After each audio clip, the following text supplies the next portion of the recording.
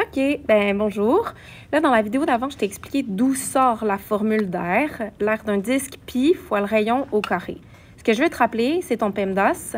Fait que c'est ton rayon que tu élèves au carré, puis ensuite, tu le multiplieras par la valeur de pi. Utilise ta calculatrice, ça va être plus précis. On va regarder le premier numéro ici. Détermine l'air d'un disque quand le rayon vaut 12. C'est simplement d'appliquer ta formule. Tu changes ton rayon pour 12. Tu fais 12 au carré. 12 au carré, ça nous donne 144. 144 pi, ce serait la réponse en fonction de pi. Ou sinon, ben, tu utilises ta calculatrice puis tu regardes que fait 144 fois pi. Et souvent, on nous demande d'arrondir deux chiffres après la virgule. Pour le deuxième, on a un cercle qui a un diamètre de 16,5 mm. On veut déterminer l'air. Si on regarde notre formule, dans notre formule, ce dont on a besoin, c'est le rayon. Mais en ce moment, on ne nous a pas donné le rayon, on nous a donné un diamètre. C'est pas trop difficile, tu diviseras par 2, tu vas avoir ton rayon. Ensuite, tu prends ton rayon, tu l'élèves au carré et tu fais fois pi. Voici la réponse en fonction de pi, puisque c'est ce qui était demandé dans la question. Quand c'est pas demandé en fonction de pi, là, on fait « donne-moi là », arrondi, et si c'est demandé, ben, ce sera en fonction de pi. La question C. Détermine le diamètre. OK, ça j'aime bien. C'est un peu plus demandant. Ça va te demander une recherche de données manquantes. Détermine le diamètre quand l'air, c'est 100 pi. L'air est donné en fonction de pi. Bon, première des choses, ce que tu vas faire, c'est que tu vas écrire ta formule A égale pi r carré. L'air est 100 pi, alors on va l'écrire. 100 pi est égal à pi r carré. Là, ce qui se produit ici, c'est que tu veux isoler ton rayon. Ton rayon, il est à la 2 et il est multiplié par pi. Commence par te débarrasser du coefficient, donc du nombre par lequel ton rayon est multiplié, c'est-à-dire le nombre pi. Alors, je vais diviser par pi de chaque côté. Il va me rester r à la 2. OK, il me reste r à la 2. Comment je me débarrasse de l'exposant? L'opération inverse d'un exposant, c'est une racine carrée. Je fais la racine carrée. Bien ici, la racine carrée de 100, je sais bien que c'est 10 et que c'est moins 10. Il y a deux valeurs qui répondent à ça. 10 fois 10, ça me donne 100. Moins 10 fois moins 10, ça me donne également 100. Donc, j'écris les deux valeurs, mais je me rappelle qu'en géométrie, une valeur négative ne fait pas de sens. Donc, j'annule la deuxième option. On me demandait le diamètre, bien, j'ai juste à multiplier mon rayon par 2.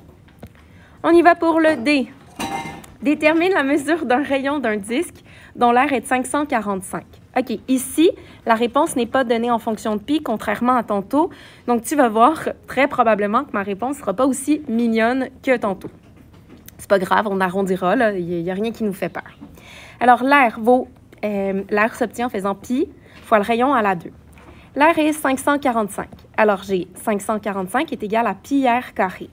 Je veux isoler mon rayon. Pour isoler mon rayon, je me débarrasse du fois pi en tout premier lieu. Donc, je divise par pi de chaque côté. Il me reste donc r au carré égale à cette réponse. Cette réponse, je l'ai obtenue en faisant 545 divisé par pi sur ma calculatrice et j'ai obtenu un très long nombre, c'est-à-dire 173,4788888. Oui.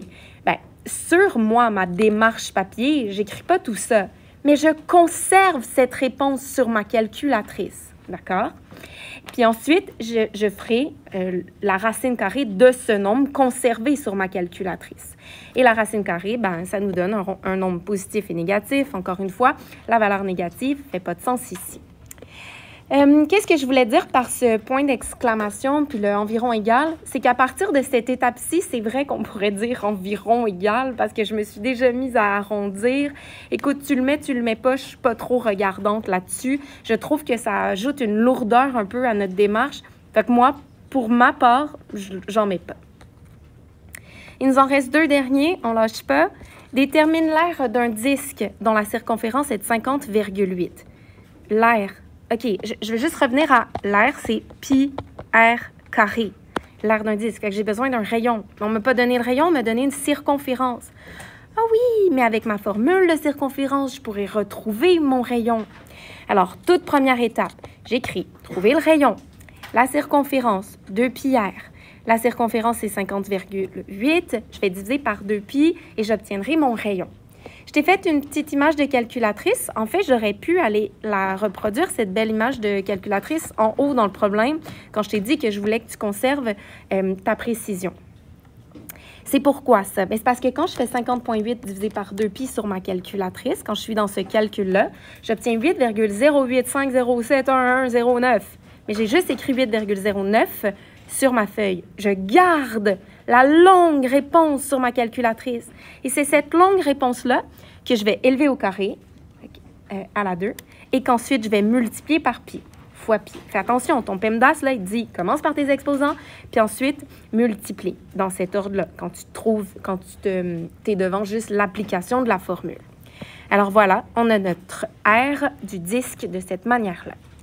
Dernier problème, trouve l'aire d'un disque quand ce que tu sais, c'est que le quart de la plus longue de ces cordes est 10 décimètres.